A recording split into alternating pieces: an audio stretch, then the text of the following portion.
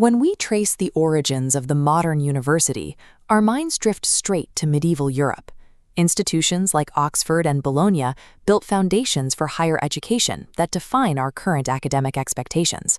But centuries before those foundations were laid, a massive residential university system was already operating on the other side of the world.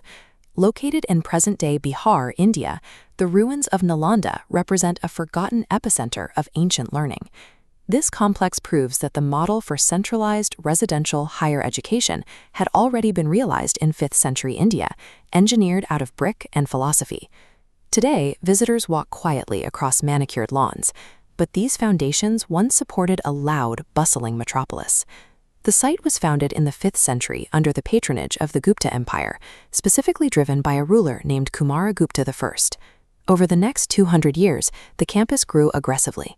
Builders constructed dedicated lecture halls, designed residential monasteries, carved ornate temples, and massive libraries built to hold thousands of manuscripts. A regional monastery successfully evolved into the largest intellectual magnet of the ancient world. The question is how a single complex of brick buildings managed to pull that off.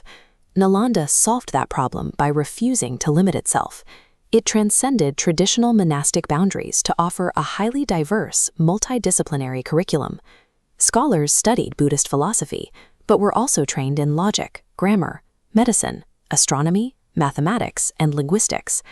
Gaining access was intentionally difficult. Prospective students faced strict admission standards, passing grueling oral examinations at the gates before attending a lecture. Nalanda operated as a highly structured machine, built to rigorously test universal knowledge. By the 7th century, the institution reached its operational peak, acting as an intellectual bridge for the entire continent. Students and heavyweights of ancient scholarship traveled thousands of miles to study here. Chinese monks like Xuanzang and Yi Jing made the difficult journey, joining thousands of others arriving from Korea, Tibet, and Southeast Asia. On campus, this concentration of minds resulted in a massive scholarly output.